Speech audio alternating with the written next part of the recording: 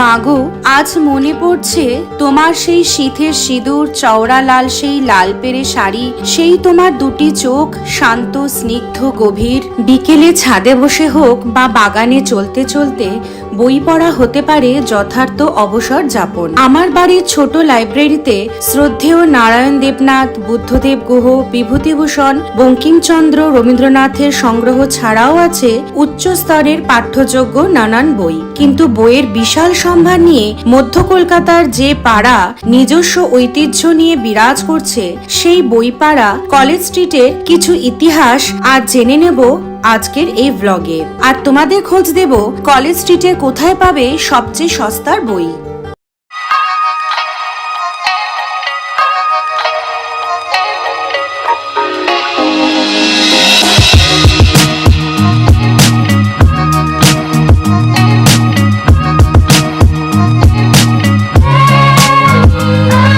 অষ্টাদশ শতকের শেষ লগ্নে লর্ড ওয়েলেসের উদ্যোগে মধ্য কলকাতা জুড়ে তৈরি হয় আর্টেরিয়াল সড়ক। সেই পর্বে নির্মিত হয় আজকের কলেজ স্ট্রিট। প্রথমে এই সড়কের সঙ্গে শিক্ষা প্রতিষ্ঠানের সম্পর্ক না থাকলেও পরে ক্রমশ এই রাজপথের মূল পরিচয় হয়ে দাঁড়ায় শিক্ষাকে কেন্দ্র করে। এখানে আগেই সংস্কৃত কলেজ প্রতিষ্ঠা হলেও রাস্তার সঙ্গে কলেজ শব্দটি জুড়ে যায় পরবর্তী সময় হিন্দু কলেজ প্রতিষ্ঠার পর থেকে।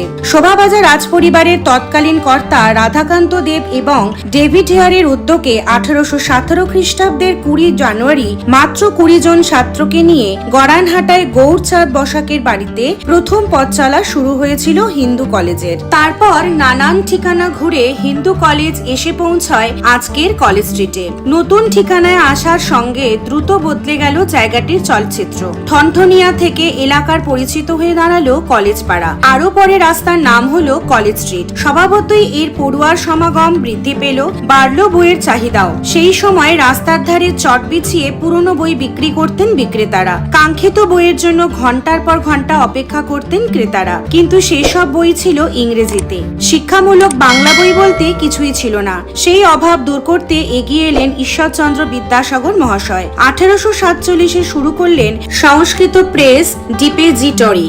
সংস্কৃত কলেজের কাছেই ছিল তার দোকান। ক্যালকাটা স্কুল বুক সোসাইটি ও ঈশ্বরচন্দ্রের অগ্রণী ভূমিকায় ক্রমে কলেজ স্ট্রিটে বিস্তৃত হয় বইয়ের ব্যবসা। পরবর্তীকালে বিভিন্ন রাজনৈতিক আন্দোলনের সাক্ষী থেকেছে এই রাজপথ। কিছু বইয়ের সন্ধানে আমরা মা মেয়ে বেরিয়ে পড়লাম কলেজ স্ট্রিটের উদ্দেশ্যে। কলেজ স্ট্রিটের হাজারো ছোট বড় দোকানের মধ্যে আমরা খুঁজে পেয়েছি বাপিদার দোকান। দোকানের নাম দিশা বুক, যেটি বিগ বুক দোকানের সামনে এবং সংস্কৃত কলেজের ঠিক উল্টো দিকে অবস্থিত।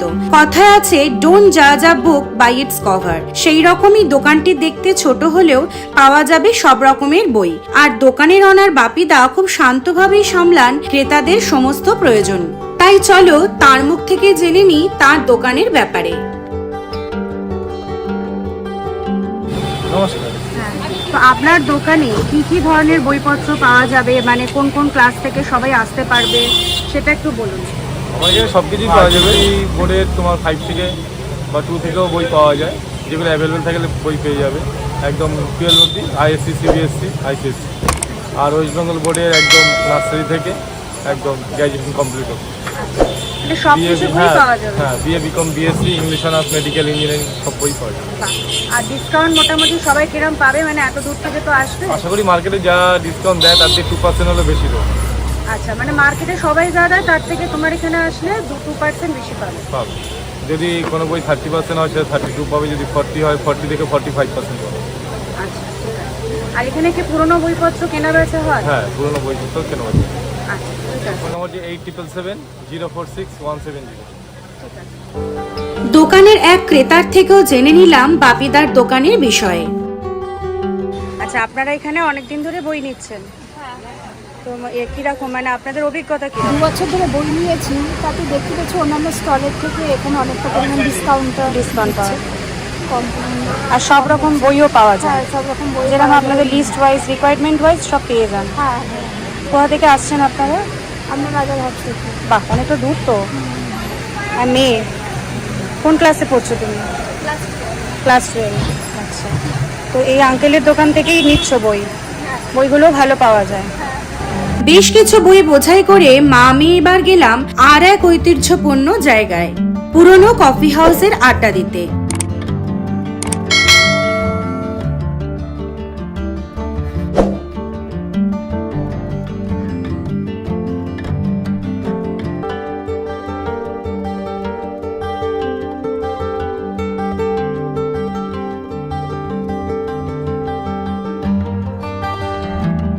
চেখে দেখলাম কিছু খাবার।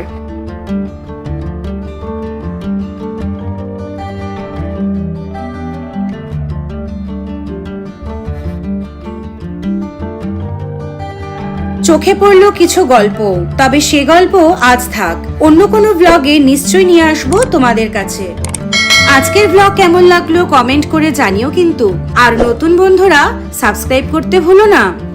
আজকের মতো তাহলে টাটা, তোমাদের সাথে পরবর্তী ব্লগে আবার দেখা হবে।